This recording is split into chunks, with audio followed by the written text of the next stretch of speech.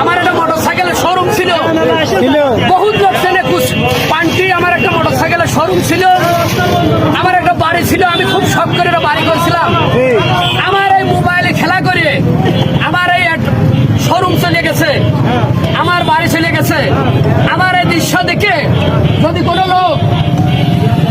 কোনো লোক একজন ব্যক্তি ভালো হয়ে যান, যত টাকা নিয়ে যান হলে রিসার্চ করছি এই মাথায় আমার নিজের কর্ম করা ছিল। আমি এত মানুষ কর্ম করে বানাইছিলাম, আল্লাহ পাক আমার দিয়েছিল।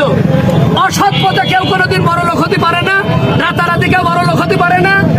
কোনো মানুষ এইটা দেখে